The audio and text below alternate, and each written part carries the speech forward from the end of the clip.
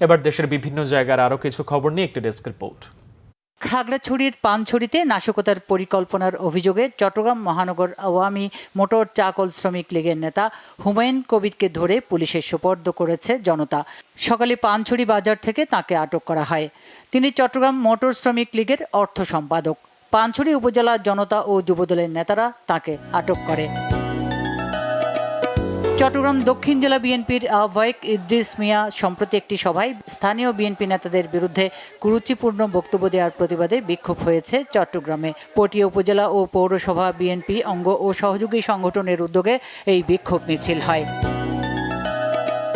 রাজশাহী গোদাগাড়ী খেতুরধামে বিএনপির স্থায়ী কমিটির সদস্য গয়েশ্বর চন্দ্র রায়ের অনুষ্ঠান বানচাল ও আদিবাসী এক যুবককে বেধড়ক পেটানোর প্রতিবাদে সংবাদ সম্মেলন করেছে বাংলাদেশ হিন্দু বৌদ্ধ খ্রিস্টান কল্যাণ ফ্রন্ট। দুপুরে রাজশাহী বিএনপির দলীয় কার্যালয়ে এই সংবাদ সম্মেলনের আয়োজন করা হয়। বেসরকারি শিক্ষা প্রতিষ্ঠান জাতীয়করণের মাধ্যমে শিক্ষক সমাজের বৈষম্য দূরীকরণ নিশ্চিত করা সহ 14 দফা দাবিতে সাতক্ষীরায় শিক্ষক সম্মেলন হয়েছে।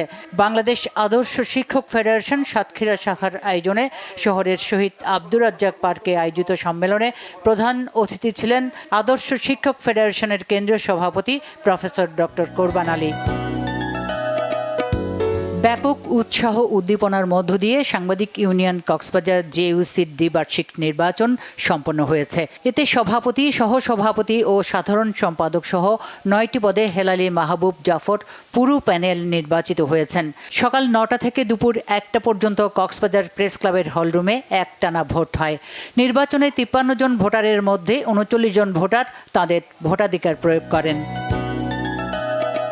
ঝিনাইদহ সদর হাসপাতালে ICU, CCU, kidney, dialysis, MRI ও সিটি স্ক্যান চালুর দাবিতে মানববন্ধন হয়েছে। সকালে সদর হাসপাতালের সামনে এই কর্মসূচির আয়োজন করে ঝিনাইদহ উন্নয়ন সংগ্রাম সমন্বয় কমিটি। নোয়াখালী 4 আসনের বিএনপি অঙ্গ ও সহযোগী সংগঠনের নেতাকর্মীদের সাথে ঈদ পরবর্তী শুভেচ্ছা বিনিময় করেছেন জাতীয়তাবাদী স্বেচ্ছাসেবক দলের কেন্দ্রীয় কমিটির যুগ্ম সাধারণ সম্পাদক ও ঢাকা সিনিয়র জুডিশিয়াল ম্যাজিস্ট্রেট আদালতের এপিপি অ্যাডভোকেট শাহিনুর বেগম সাগর। দুপুরে জেলা সদরের সোনাপুরে নিজ বাসভবনে এই শুভেচ্ছা বিনিময় করেন তিনি। নারায়ণগঞ্জ চেম্বার অব কমার্সের সাবেক সভাপতি মাসুদুজ্জামান মাসুদের উদ্যোগে সব শ্রেণী পেশার মানুষকে নিয়ে ঈদ পুনর্মিলনী হয়েছে।